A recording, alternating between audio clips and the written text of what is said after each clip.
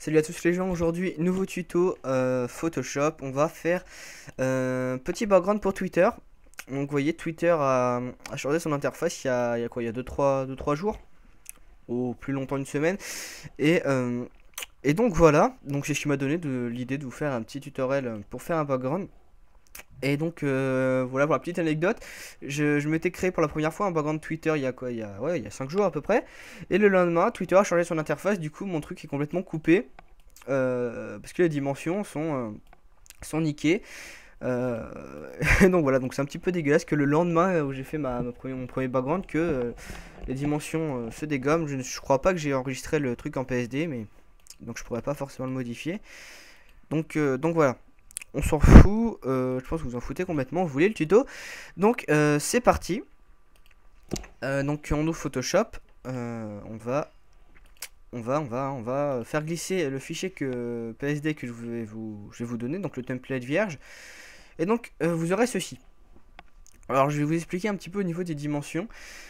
Euh, donc là, vous avez des petits traits bleus, donc on ne verra pas une fois que vous l'aurez enregistré. Les petits traits bleus, ça délimite les parties. Donc là, ces deux traits bleus, ouais. Ces deux traits bleus là, ça ne délimite un petit peu. Attendez, je vais vous montrer. Voilà, donc ici, voilà. J'ai un petit peu compris. Voilà, je sais pas trop comment expliquer. Et ce trait bleu là, donc à l'extrémité, et ce trait bleu là à l'extrémité, c'est les zones à ne pas dépasser. Avant c'était cela, avant c'était ceux à l'intérieur, maintenant c'est cela. Voilà, donc je sais pas trop comment expliquer, mais bon, vous avez compris. En gros, il ne faut pas dépasser ceci. Voilà, il faut travailler à l'extérieur. Et ne pas dépasser ceci, à peu près la ligne que je fais avec mon curseur. Parce qu'on ne verra que le haut de votre, de votre background. Voilà, donc c'est parti. Je vais écrire tout simplement. Non, je vais d'abord mettre un fond. Donc voilà, je fais glisser mon image, que je trouve vachement sympa, que j'ai trouvé sur internet et qui est vachement cool. Voilà, donc je l'ai fait glisser dedans. Donc vous voyez, en mauvaise qualité, c'est pas grave. Je vais aller dans image. Non, je vais déjà faire clic droit, pixeliser le calque.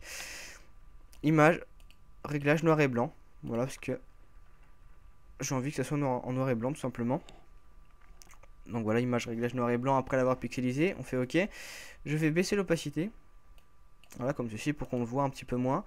Non, je vais prendre l'outil gomme d'une grosse épaisseur, la dureté à 0%. Je vais passer en dessous là pour que ce soit moins radical le changement entre l'image et le noir, tout simplement. Voilà, c'est bon. De toute façon, je crois qu'on ne le verra pas une fois sur Twitter, puisque comme je vous l'ai dit, Twitter ne prend que le haut. Donc, justement, pour y voir plus clair, pardon, je vais prendre la loupe et je vais zoomer les parties où je vais travailler pour y voir un peu plus clair, encore une fois. Voilà. Donc, comme vous voyez, j'ai mis une espèce de petite banderole. Donc ça, c'est pas Twitter qui l'a fait, c'est moi. Donc je vais la faire tout de suite, cette petite banderole. Je vais prendre l'outil rectangle. Donc, que l'on trouve ici. Outil rectangle. Je vais le mettre d'une couleur orangée. Jaune orangé. Voilà. Et je vais tout simplement dessiner mon rectangle. Voilà, après je peux le bouger où je veux. Hein. Voilà, là, je le trouve un petit peu trop gros.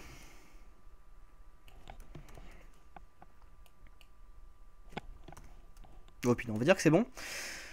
Voilà, on a notre petit rectangle. Je vais faire une petite incrustation en dégradé légère. Donc je double-clique dessus pour ouvrir la fenêtre des styles de calque. Je mets une incrustation en dégradé normale, je baisse l'opacité.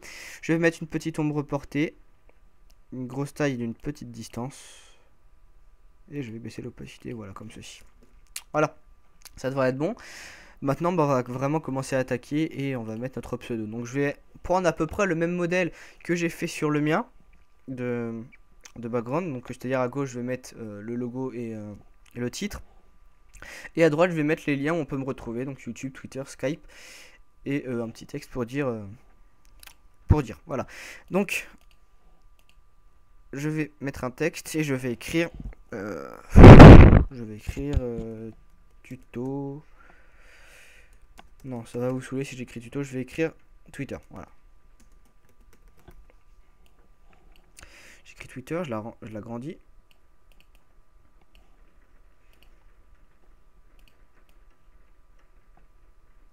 Voilà. Maintenant, je vais double-cliquer dessus. Non, d'abord, je vais faire autre chose. Je vais faire un petit effet assez sympa. Donc, je crois que je l'ai fait. Ah non, je l'ai pas fait. Ah si, je l'ai fait ici, donc sur mon en-tête. Ce petit effet qui coupe un petit peu le, le texte, tout simplement. Et, donc voilà, donc on va le faire. Donc déjà, on fait clic droit sur le texte et on fait convertir en objet dynamique.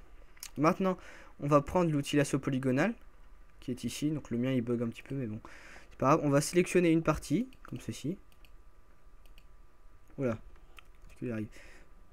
Voilà. Maintenant, on va prendre l'outil gomme. On va gommer ce qui nous intéresse pas.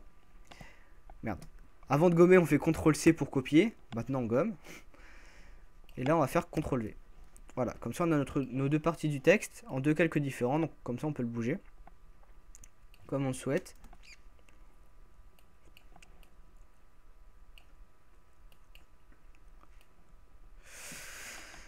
Comme on le souhaite, j'ai parlé trop vite. Comme mon Photoshop déconne un petit peu en ce moment. Je vais peut-être me remettre à l'ancienne version parce que celle-ci déconne vachement beaucoup. Voilà, on va dire que c'est bon. Et on va faire de ces deux calques un seul et même calque. Donc je clique sur un, je reste appuyé sur CTRL et je clique sur l'autre. Clic droit, fusionner les calques. Voilà. Comme ça, nous avons un seul et même calque.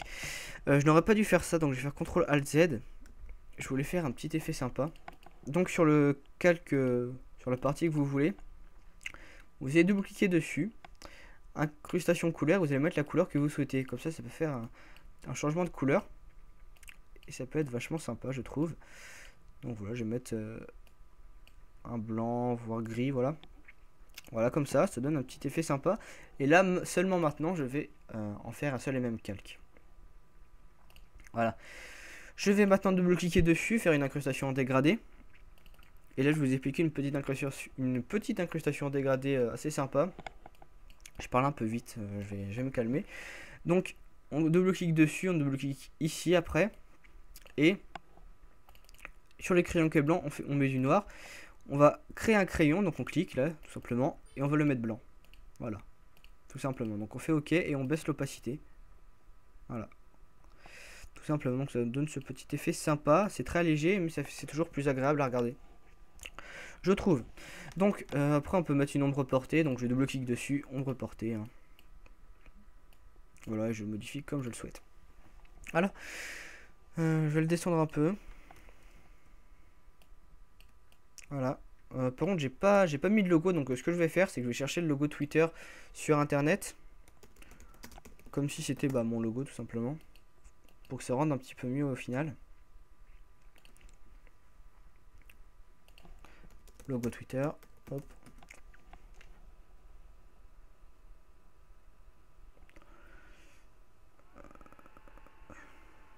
Je prends celui-là, il est assez sympa. Comme ça me donne l'occasion de vous montrer une petite astuce qui permet de changer les couleurs de tout ce qu'on veut. Voilà, donc je l'ai fait glisser dedans. Je vais enlever les parties qui ne m'intéressent pas. Donc avec ça, ça va être facile. Outil gomme magique. Hop. Donc c'est vite fait. Vachement pratique cet outil. Donc j'ai sélectionné mon calque. Maintenant je vais aller dans Images, Réglages. Et je vais aller dans Teinte Saturation. Et là, quand je vais bouger la teinte, vous voyez les couleurs vont se modifier jusqu'à ce que j'ai la couleur que je souhaite.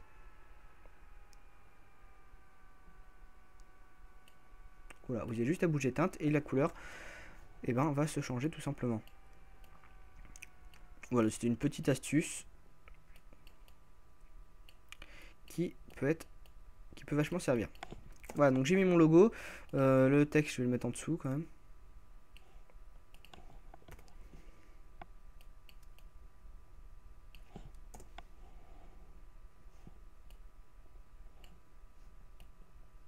Voilà. Par contre, là, vous voyez, ça dépasse. Il ne faut pas que ça dépasse. Donc, le texte. Qu'est-ce qui lui arrive? Le texte, je vais le décaler. Et donc, voilà, ça ne dépasse plus. Putain, excusez-moi. Ma souris double-clique toute seule alors que je fais qu'un seul clic. Mais bon. Voilà. On a notre texte. Après, je peux par exemple mettre un autre texte pour décrire ma chaîne. Donc, Twitter. Bon, je sais pas ce que je vais dire. Twitter, mon background. Voilà, par exemple. Hein. Et je vais vous montrer encore un petit effet assez sympa. Donc je vais mettre... Oh putain, il m'énerve de double-cliquer tout seul. Enfin, c'est ce que je voulais faire. Donc je vais mettre une incrustation dégradée légère, encore une fois. Voilà, comme ceci. Pas la peine de mettre une ombre portée.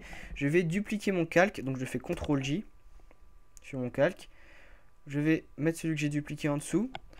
Donc j'ai sélectionné, je fais CTRL-T. Clic droit, symétrie axe vertical. Et je le place en dessous. De façon à créer après une sorte de reflet.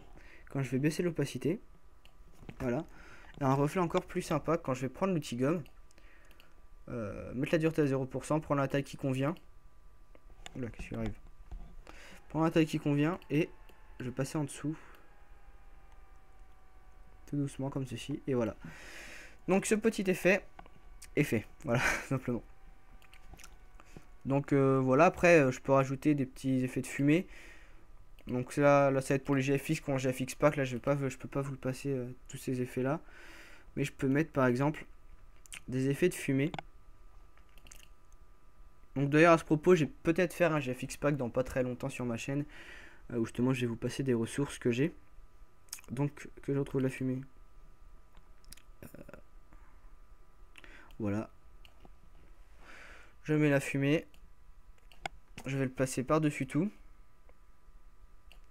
Je vais mettre le calque en superposition. Et voilà, je vais le tourner comme il faut.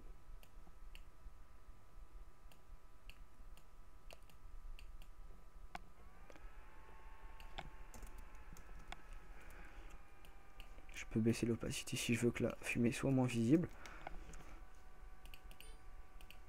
Voilà, je vais gommer ça.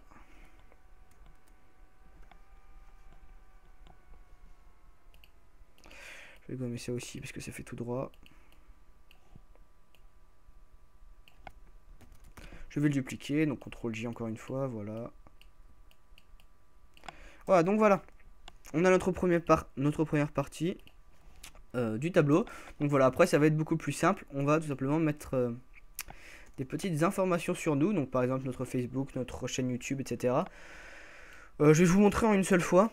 Que sinon le tuto va être trop long. De toute façon c'est exactement la même technique après, hein, de toute façon. Donc je vais prendre l'outil rectangle. Un rectangle blanc. Et je vais faire ceci. Voilà. J'ai mon rectangle. Je vais baisser l'opacité. Voilà. Mettre une ombre portée. Très légère. Donc je vais baisser l'opacité. Voilà. Et par-dessus, comme j'avais fait. Bah là vous voyez pas vraiment, mais j'avais mis un autre rectangle par-dessus, bien tourné avec une ombre portée pour mettre le logo par-dessus. Je trouve que ça rendait un effet assez sympathique. Donc voilà, je crée un petit carré. Hop. Voilà, je l'agrandis. Je vais baisser l'opacité. Je vais mettre une ombre portée. Et comme ça, par-dessus, je vais mettre le logo, par exemple, de Twitter. Ou de YouTube. Hein. C'est comme vous voulez. Voilà, je vais chercher un logo sur Internet.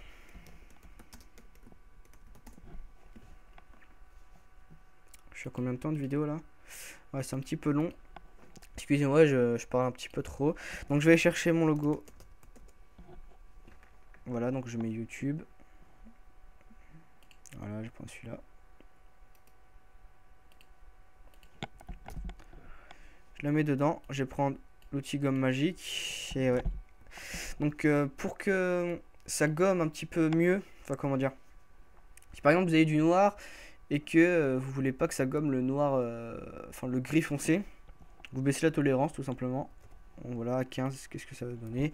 C'est pas assez, donc je vais encore la baisser. 5, qu'est-ce que ça va donner? Bon, c'est à peu près bon. Donc voilà. Je vais diminuer la taille.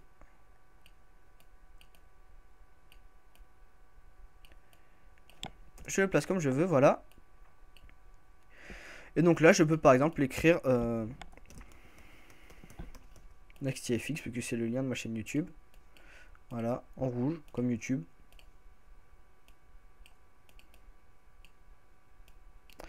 Je peux changer la police, hein, si je le souhaite. Elle est moche, elle est très très moche. Je vais encore changer de police. Elle est sympa, mais Ouais, bon, de toute façon, vous savez comment on change de police, je pense. J'ai vraiment rien d'autre à ajouter, hein. Je pense que j'ai dit l'essentiel pour ça. Donc ce qu'on va faire, c'est qu'on va l'enregistrer. Je vais vous montrer comment on le met sur Twitter parce que c'est un petit peu compliqué. Donc fichier enregistré sous. Vous l'enregistrez en PNG, hein. Voilà, PNG, vous l'enregistrez. Et je vais vous montrer comment on le met sur Twitter parce que c'est un petit peu compliqué, comme je viens de le dire, je me répète. Donc vous êtes sur Twitter, vous allez dans les paramètres ici. Paramètres juste à côté d'écrire un nouveau tweet. Vous allez dans paramètres encore une fois. Vous allez dans thème. Vous allez cliquer sur changer d'arrière-plan. Là, ils vont vous demander de faire glisser votre image, donc vous le faites. Je ne vais pas le faire. Et là, vous sélectionnez bien dans position de l'arrière-plan, centre. Parce que sinon, le truc va pas être centré tout simplement. Et ça va faire... excusez-moi, ça va faire un petit peu bizarre. Donc voilà, c'est terminé. J'espère que ce tuto vous aura plu, vous aura aidé. Excusez-moi s'il était un petit peu long pour ce que j'ai expliqué, parce que j'ai pas expliqué grand chose, j'en suis désolé. Voilà, donc les liens seront dans la description. Soyez présents, des nouvelles vidéos vous devrez arriver rapidement sur ma chaîne. Et donc voilà, c'était Nexty, je vous dis à la prochaine.